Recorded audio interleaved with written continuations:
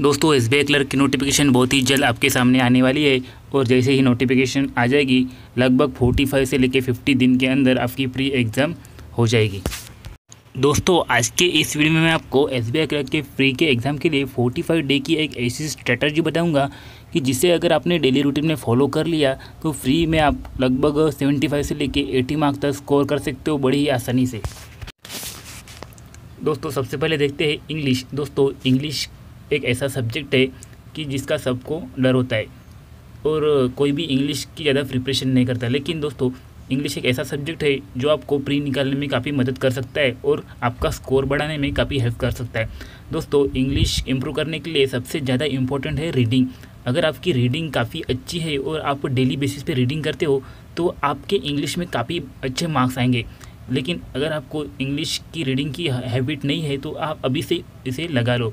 आपको क्या करना है, डेली न्यूज़पेपर रीड करना है। कौन सा भी न्यूज़पेपर आप ले सकते हो, जैसे कि द हिंदू हो गया, इंडियन एक्सप्रेस हो गया, उससे आप डेली बेसिस पे रीड करिए और जो एडिटोरियल होता है उसे काफ़ी अच्छे से रीड करिए और उसमें के जो नए नए वर्ड्स होते हैं जिसकी मीनिंग आपको पता नहीं होती है वो वर्ड आप एक बुक पे लिख लीजिए और उसकी जो मीनिंग होती है वो गूगल पे सर्च कीजिए और सर्च करने के बाद क्या कीजिए, उससे सेंटेंस तैयार कीजिए अपने लैंग्वेज में, ताकि वो जो मीनिंग है वो आपके दिमाग में बिल्कुल अच्छी तरह से फिट हो जाए।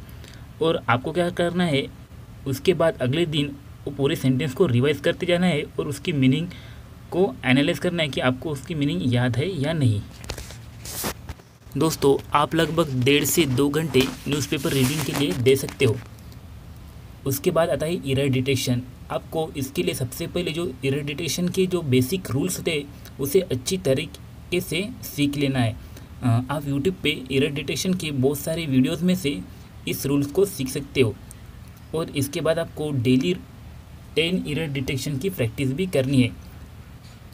उसके बाद आते हैं फिलर्स। आपको डेली 5 फिलर्स करने ही करने हैं, क्योंकि अगर आप डेली रूटीन में 5 फिलर्स करने लगोगे तो जो 5 फिलर्स है उसमें से आपको डेली के 5 नए नए वर्ड्स की मीनिंग पता चलेगी और आपके लगभग बहुत सारे ऐसे वर्ड्स हैं जो नए होते हैं उसकी मीनिंग भी आपको याद हो जाएगी और एग्ज़ाम में काफ़ी मदद होगी आपको इससे। इसके बाद आते हैं रीडिंग कॉम्प्रिहेंशन। रीडिंग कॉम्प्रिहेंशन में आपको क्या करना है, किसी भी मॉक टेस्ट में से कोई भी एक रीडिंग कॉम्प्रिहेंशन लेना है और उसे पढ़ना है। आपको ज़्यादा से ज़्यादा कोशिश ये करनी है कि आप धीरे धीरे न पढ़ते हुए काफ़ी स्पीड से रीडिंग कॉम्प्रिहेंशन पढ़ने की हैबिट डाल लें, क्योंकि एग्ज़ाम में काफ़ी कम टाइम होता है और उसकी आदत आपको पहले से ही लगानी होती है।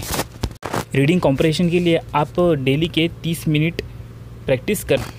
दोस्तों अब हम रीजनिंग की स्ट्रेटजी। दोस्तों रीजनिंग एक ऐसा सब्जेक्ट है जो काफ़ी एस्पायरेंट्स का फेवरेट सब्जेक्ट होता है, लेकिन उसमें भी अगर आपने डेली बेसिस पे अच्छी प्रैक्टिस की तो आप कम से कम टाइम में मैक्सिमम मार्क्स रीजनिंग में ले सकते हो।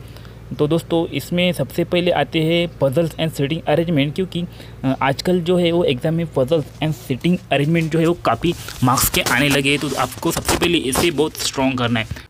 आपको डेली बेसिस पे 5 पजल्स या 5 सिटिंग अरेंजमेंट अल्टरनेट डे पे करते रहना है। एक दिन आप 5 पजल्स करो और दूसरे दिन आप 5 सिटिंग अरेंजमेंट करो।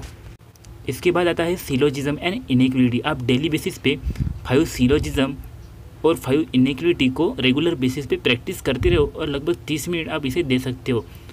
इसके बाद आपको अल्फ़ा न्यूमेरिक सीरीज़ जो होते हैं उसकी भी अच्छी तरीके से प्रैक्टिस करनी है, क्योंकि ये जो है वो काफ़ी स्कोरिंग सब टॉपिक्स होते हैं प्री के एग्ज़ाम में और काफ़ी कम समय में ये कवर भी हो जाते।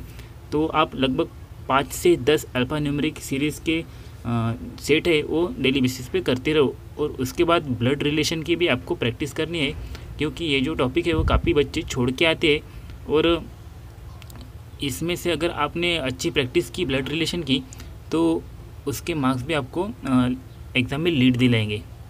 उसके बाद आता है क्वांटिटेटिव एप्टीट्यूड।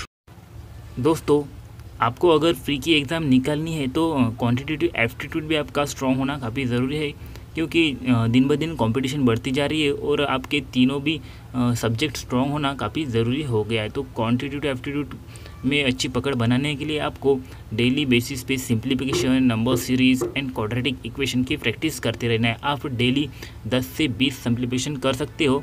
अगर आपको ज़्यादा टाइम मिला तो आप इससे ज़्यादा भी कर सकते हो। नंबर सीरीज भी आप 10 से 20 डेली रूटीन पे कीजिए, क्वाड्रेटिक इक्वेशन भी 10 से 20 डेली रूटीन पे कीजिए।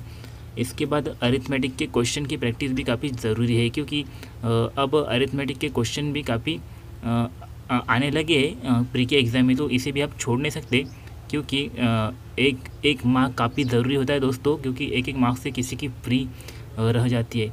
तो आपको डेली बेसिस पे 5 से 10 अरिथमेटिक के क्वेश्चन करने हैं, और उसके बाद डेली आप 1 से 2 DI यानी डाटा इंटरप्रिटेशन की प्रैक्टिस कर सकते हो।